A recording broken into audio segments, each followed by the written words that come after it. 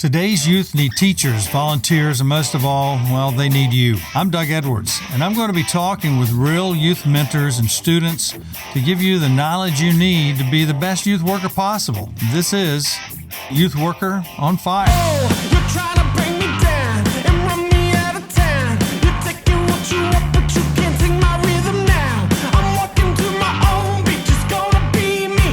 I'm not replicating nobody. You wanna be like me. When I started student ministry, it was not my idea.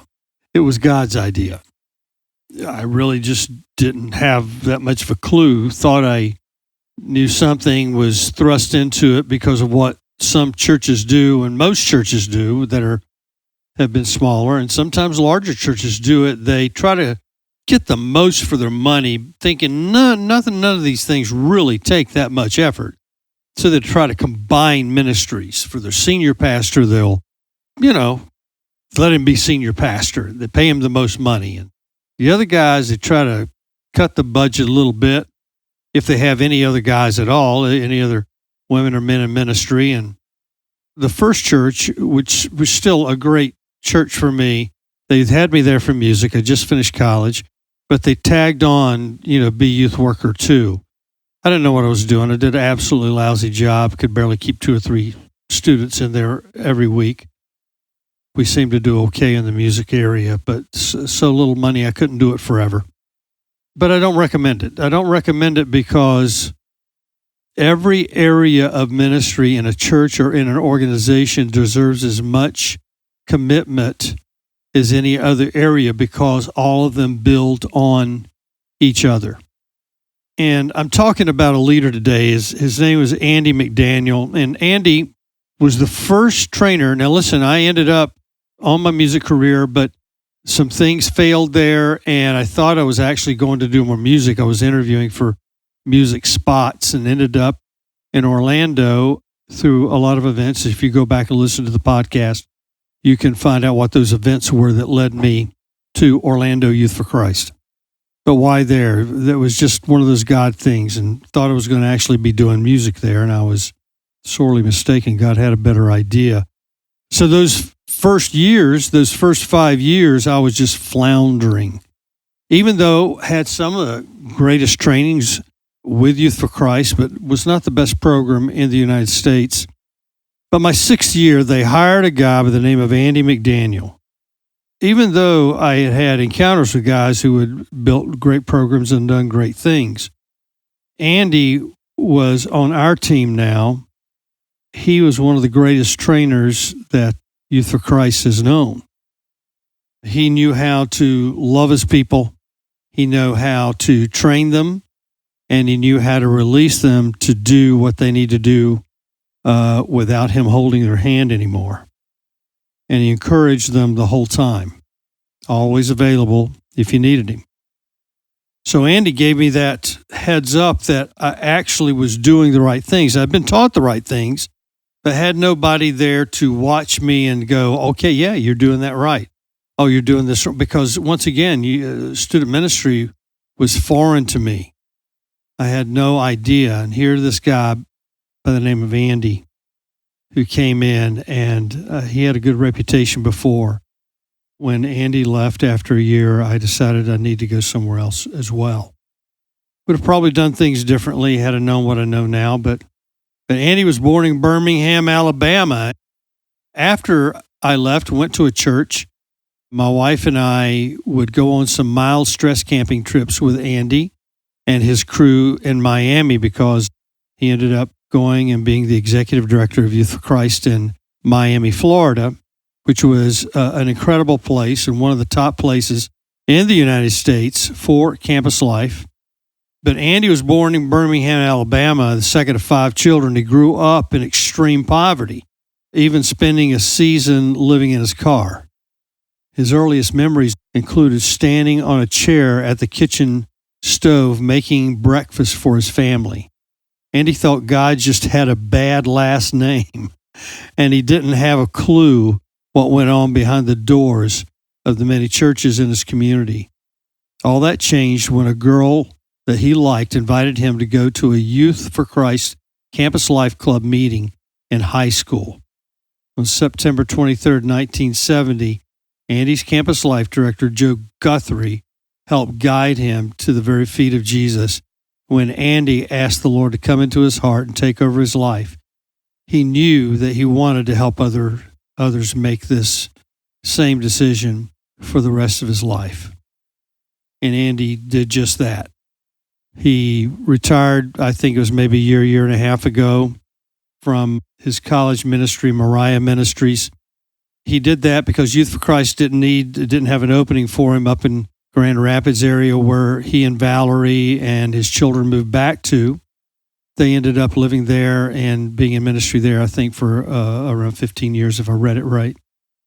But all the 36 years before that were in Youth for Christ, developing Clearwater, Orlando, Miami. I think he went to Miami twice, Nashville, Tennessee, Grand Rapids area, then a second time at Grand Rapids, but with Moriah Ministries. I worked on one of the major college campuses with athletics and was their chaplain, and they loved Andy, as we all did. Anybody that had an encounter with Andy that he trained fell in love with him and his personality and his kindness. And I was able to take students and my wife and I with him on, like I say, the stress camping trips. They were called mild stress. They were not mild to us at times. One time we were getting the joy part of the trip, the enjoyable day off of the stress. So we got to all go canoeing, 2 people to a canoe, and the temperature dropped from like 78 degrees to 35 degrees, and we were just freezing. The 3-hour tour, if you remember Gilligan's Island, it turned in from a 3-hour tour to more like 5.5 hours that we're on there without the preparations, without the coats, falling in the water here and there for 5.5 hours, and on that thing that was supposed to be a pleasure cruise on canoes near the Birmingham area.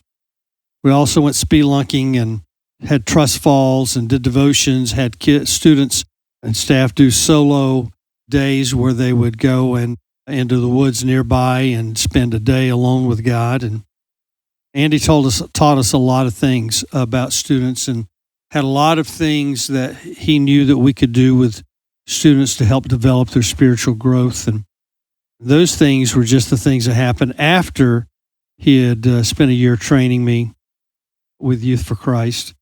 And we spent some time going to the Dominican Republic together. I had been there with Jack Larson, a mutual friend of ours. I tried to get Andy to come on the podcast and tell some of his training methods and just to talk about the past. And it was our loss not to be able to have him there. We had a lot of great friends from all over the country because of Andy. Andy would help me start an event, do an event. We'd made a one-time thing, but it was a 3-year event for me that culminated into to a 1-year actionable event where we were in 2 different counties worth of schools, secondary schools, and went into every one of the schools. And it ended up impacting the greater Orlando area by getting one of our speakers into that area because she was with us first, called Pam Stenzel. And just some amazing communicators, Reggie Dabbs and all that, because of a program that Andy had developed called Sold Out. He introduced me to some people that would help us put that together. And we spent a couple of years putting it together. And because of a guy whose life was humble, whose life had been saved out of darkness. And that's a note for us too, through Andy's life. And that's this. Don't forget to reach out to those people God leads you to and ask God to lead you to people that are ready to come to know Him so that they can change the world. Because if you and I are not the ones necessarily changing the world in a great way, there's someone who has been broken greatly that needs great love. And those people who get great love from God, and those are the people that have been broken the most, who are healed the most, are the ones who give back the most. And that's who Andy was. Don't forget those people in your community, those students, realizing that there's greatness beyond our imagination but within God's scope, he sees them, he knows their hearts, and he is waiting for someone to be willing to reach out and to be that person, to reach that individual, to disciple them, to mentor them, so that they can change the world when we are no longer here. And what I wrote Valerie today, his wife, was that there's a tsunami ripple effect that is happening and has been happening since Andy entered ministry, but especially since Andy has left, and all of the waves that he has made, those pebbles on the water that have become tsunamis, massive events and effects across the world, are because some little young girl invited a young man to a Christian event so that he could come to know Jesus in a personal way. And she had no idea that he would be one of the men to change this world for the kingdom of God through Jesus Christ, that he would be one of the main trainers to develop cities, major cities in our world, and that people would go on beyond him because of him. I'm not doing Andy that much justice by the little bit I'm saying here. There's others that could say a whole lot more, that spend a whole lot more time with him than I got to. I didn't have the privilege to spend nearly enough time with Andy as I wish I could have. To Valerie, to your children, to your grandchildren, to those who have known Andy well, have been trained by him, who've been loved by him, may God's blessings pour out on your children and your children's children beyond what our wildest dreams or your wildest dreams are, because God sees you. He knows your pain of the loss of your husband, of your dad, of your grandfather, and those of us who have lost a leader that have changed our life. And God knows that he will replace those things and those pains with great joy, and that you'll see Andy again. So thank you, Andy McDaniel. Thank you for what you poured into me. And I was able to give 35 years of full-time student ministry, and this podcast goes on because of all you taught me. Brother, love you. See you in heaven when we all get there. And to you that are Youth for Christ, talk about longevity. Andy McDaniel is one of those guys who went the distance. He went where God told him to go, where circumstances stopped one thing, where one door shut, another door opened. Walk through the next door.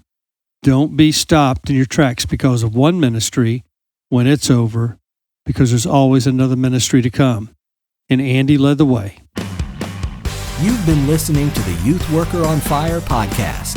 If you like what you hear, please subscribe and tell your friends. Also, leave a comment and tell us what you think. Stay tuned for more informative episodes.